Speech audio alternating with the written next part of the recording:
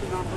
We had the problem was that the refugee part was working on the crisis that ended up on the border with young people. We couldn't do two things at once enough, so now we're going to increase the number. Joe Biden finally admitting there's a crisis at the border as he defends his initial moves on the refugee cap. Well, this is, though, after 26 days without a press conference for Kamala Harris, who's supposedly in charge of the border surge. Joe Biden has called on her to fix it. We'll see. Our next guest says she never should have gotten this role in the first place. Fox News contributor and the Hill media opinion columnist Joe Concha joins us now to explain. So, Joe, why should she never have gotten this job to begin with?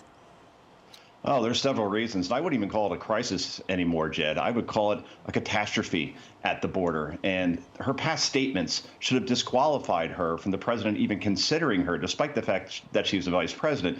She compared ICE to the KKK. She said that illegal border crossings should be legal. She said these things as a senator and as a candidate. So if those are your two positions, how do you possibly fix a situation like this? And look, it's painfully apparent now that you will not see Kamala Harris at the border. You'll see the Detroit Lions in the Super Bowl before you see Kamala Harris at the border. And as Will and probably Lawrence knows, the Lions have never been to a Super Bowl, just like you'll probably never see the vice president there, because she'll have to answer questions around her past policy positions on what's going on at the border. And this seems to be something that, even though she's in charge even of the diplomacy side in terms of Guatemala and Nicaragua and Mexico, she hasn't even traveled there to speak about this. And don't tell me it's because of COVID restrictions, because at last check, she is fully vaccinated, and the CDC says it's perfectly fine for her to travel or to meet with people indoors, even without a mask. So there goes that excuse, Jed. Sounds like a segment on the Will Cain podcast. Jared Goff and the Lions or Kamala Harris? Which reaches success first? I might have to do that, Joe.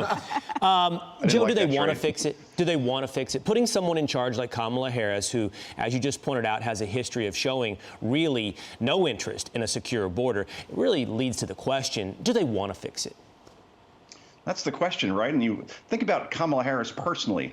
There are more than a few people that believe that she will be the Democratic nominee in 2024 and not Joe Biden, because then you're talking about an 80-something Joe Biden, and maybe he just wanted to serve one term. He hasn't completely and totally definitively said that he will run for president again then. So then people will look at, okay, in terms of your accomplishments, Kamala Harris, what did you do, for instance, with the biggest responsibility that you had as vice president in terms of fixing our border catastrophe? And she won't probably have many answers, because, again, you look at these facilities, dangerously overcrowded. You hear reports now of sexual assault of young girls. This is the same candidate in Harris, by the way, who compared these facilities that you're currently seeing, or you're not seeing because there's a media blackout, but the pictures that do get out concerning babies in cages, she called it. Well, now she's not doing much to help those babies in cages. So this will be her signature failure, and any Republican that runs against her, like a Ron DeSantis or even a Donald Trump, will be very quick to point this out, and she's not going to have many answers to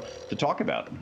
Joe, but did they need to really even appoint someone to do this job? I mean, Mayorkas, he knows. He was the deputy before. Joe Biden knows. He was the vice president. They know what they need to do to get a handle of this. Are they just refusing to? It seems they are. I think Mayorkas has been set up to be the fall guy, Lawrence, to be honest with you. Like, they could always just point to him as saying that, okay, well, he's in charge of DHS. This is his responsibility.